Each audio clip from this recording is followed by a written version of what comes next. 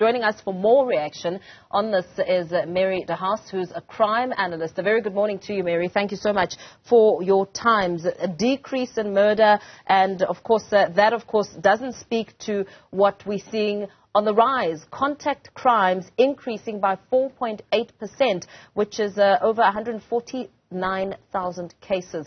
What, of course, do you make of this outcome? Look,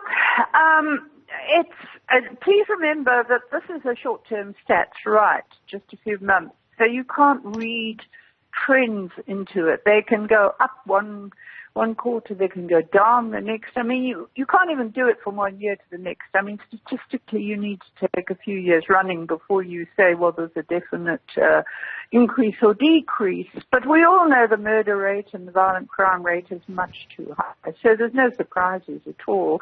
And the other thing is, don't forget that I'm not even clear whether these stats are independently audited. Because I mean, years ago when I was on the committee looking at farm violence, the person in Pretoria doing the stats said he wasn't sure if he was getting accurate stats from our province.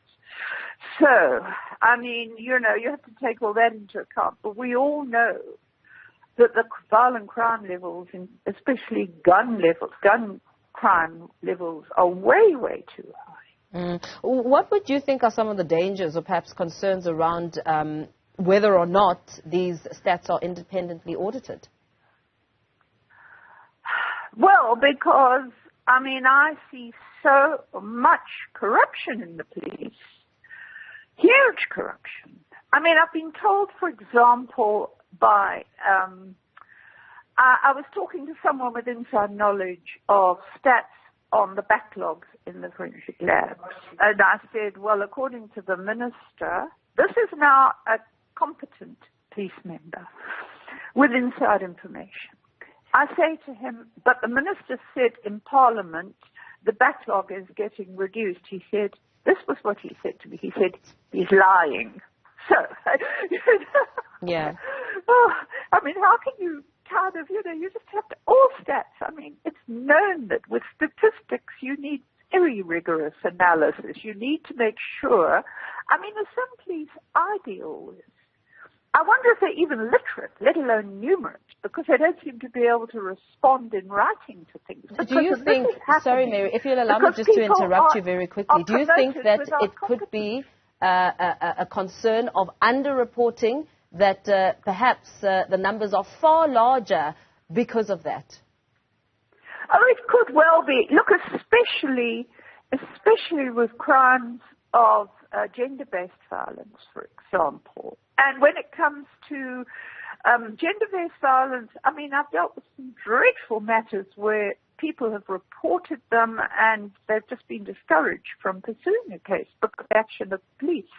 And a lot of people just don't report it because they know that the victims will be interrogated. And that, and gender-based violence, now we're talking rape now, but with gender-based violence is the other problem, because often people say the police are too sympathetic to the husbands. Yeah. What also stands out, of course, which is really important here, is how they've noted rape in educational facilities, on educational grounds, premises, that children in school are victims of rape. Even the numbers seem to be increasing, and also murders at educational facilities, whether it's higher education or perhaps primary and high school. That in itself really is an area of huge concern.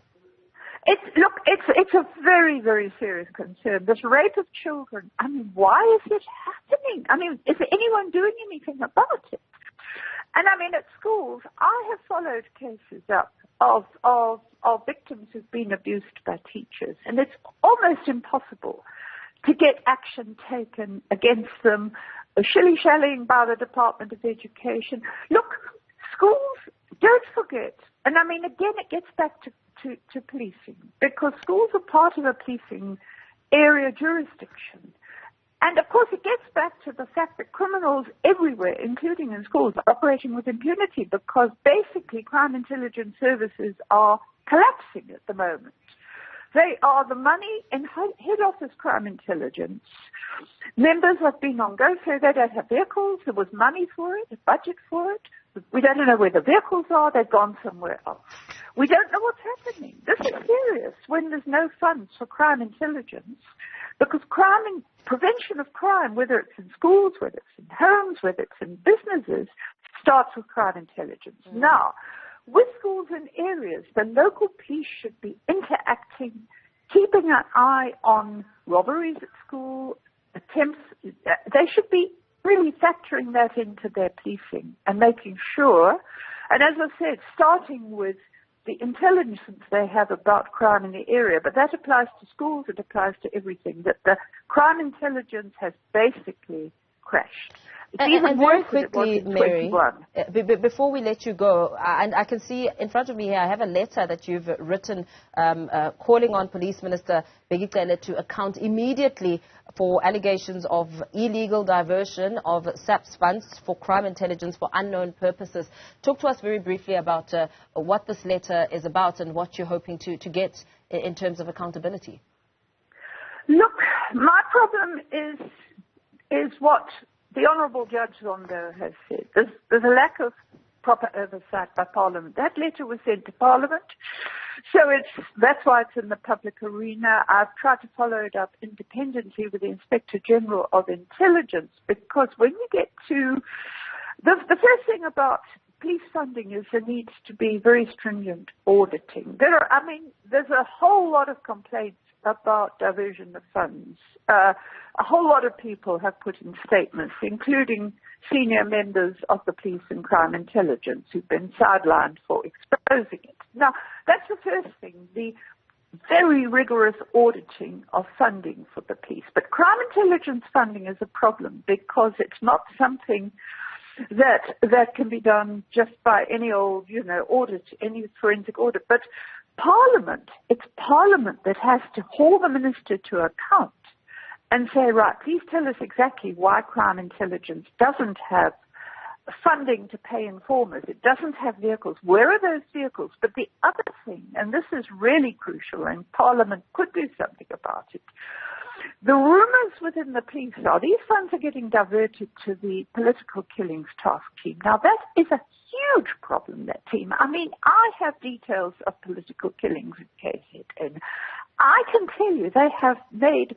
very, very little, hardly any successes. They are on record in information leaked by the police about having wasted huge amounts of money without any results. Now, that's what Parliament should be doing. Yes. Is there any truth in the fact that funds are being diverted to the political killings task team? It's grossly irregular. I've complained about it for years. A minister can't run a political killings team in which his own colleagues in the ANC are suspect. Yeah, that discussion is one that we should have on another day, because it's a much bigger discussion than the time that we've allocated here. But thank you so much for that. Perhaps we should set another date.